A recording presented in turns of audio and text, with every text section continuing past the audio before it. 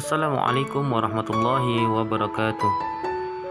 Alhamdulillah, pada kesempatan video kali ini kami dari kelompok 9 akan membahas materi mengenai telaah terhadap ayat dan hadis tentang penciptaan manusia dari mata kuliah Islam dan Ilmu Pengetahuan yang dimana diampu oleh yang terhormat Bapak Rahmani MPD.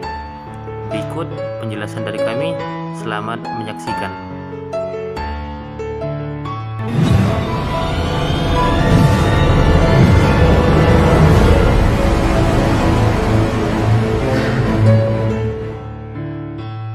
Bagaimanakah proses kejadian manusia? Kejadian manusia adalah suatu proses berkembangnya diri seorang manusia yang berasal dari bukan apa-apa yang terjadi dalam kandungan seorang ibu. Sebagaimana telah Allah sebutkan dalam Al-Quran surat Al-Mu'minun ayat ke-12 sampai 14. وَلَقَدْ خَلَقْنَا الْإِنسَانَ مِنْ سُلَالَةٍ مِنْ طِينٍ ثُمَّ جَعَلْنَاهُ نُطْفَةً فِي قَرَارٍ مَكِينٍ ثُمَّ خَلَقْنَا النُّطْفَةَ عَلَقَةً فَخَلَقْنَا الْعَلَقَةَ مُضْغَةً فَخَلَقْنَا الْمُضْغَةَ عِظَامًا فَكَسَوْنَا الْعِظَامَ لَحْمًا ثُمَّ أَنشَأْنَاهُ خَلْقًا آخَرَ فَتَبَارَكَ اللَّهُ أَحْسَنُ الْخَالِقِينَ.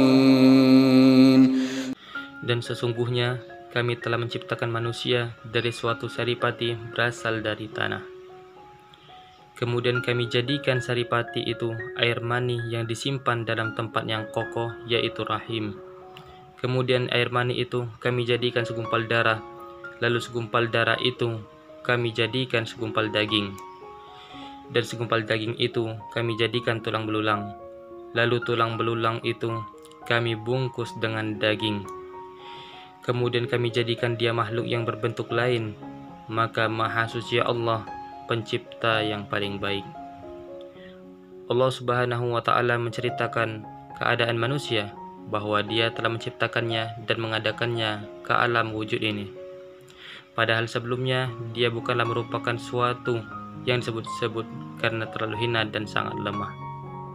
Rasulullah SAW dalam sebuah hadis beliau menjelaskan dari Anas bin Malik dari Nabi SAW, beliau bersabda, sesungguhnya Allah Ta'ala menugaskan satu malaikat dalam rahim seseorang.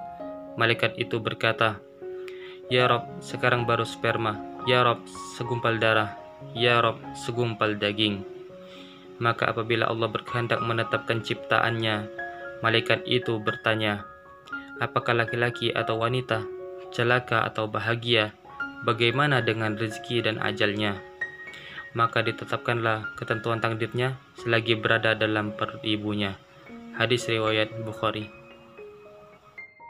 Menurut Ar-Razi dalam tafsirnya tentang Mafatih Al-Ghaib, ada 7 tahapan proses penciptaan manusia di dalam rahim. Pertama, Allah menciptakan manusia masih dalam bentuk saripati tanah yang disebut juga sulalah. Kedua, dari saripati tanah atau sulalah, Allah jadikan setetes air mani yang menyatu dengan ovum atau nutfah. Ketiga, setelah 40 hari dari fase nutfah, Allah menjadikan segumpal darah atau alaqah. Keempat, pada hari ke-80, Allah jadikan segumpal darah atau alaqah menjadi segumpal daging atau mudghah. Pada fase ini, Allah menjadikan ada yang sempurna dan ada yang tidak sempurna, sebagaimana dalam Quran surat Al-Hajj ayat 5, yang artinya dari segumpal daging yang sempurna, kejadiannya dan yang tidak sempurna. Kelima, kemudian pada hari ke-120 atau memasuki usia kandungan 4 bulan, Allah menjadikan segumpal daging menjadi tulang belulang atau idhaman. Keenam, kemudian Allah bungkus tulang belulang itu dengan daging yang disebut fase idhaman lahmah. Pada fase ini, Allah perintahkan malaikat untuk meniupkan ruh dan memberi 4 kata, rizki, amal, ajal, dan bahagia juga sengsara. Terakhir, kemudian Allah menjadikan dalam bentuk yang lain yang disebut juga fase khalqan akhar.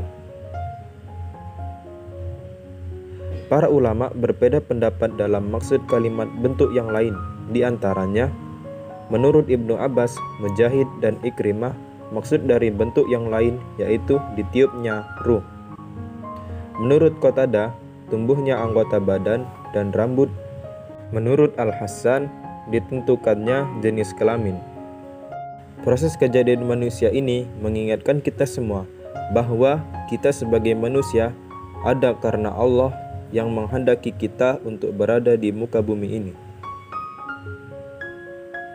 Manusia hanyalah makhluk yang Allah ciptakan dari sesuatu yang bukan apa-apa dan sangat lemah. Sehingga kita sudah seharusnya mengemban tujuan diciptakannya manusia untuk beribadah dan menjadi khalifahnya.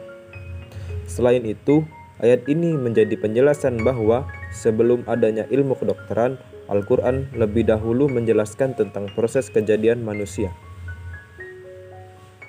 Bukti konkret bahwa dahsyatnya Al-Quran sebagai kalam Allah Subhanahu wa Ta'ala.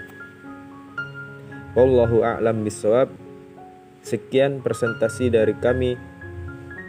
Kami akhiri dengan wassalamualaikum warahmatullahi wabarakatuh.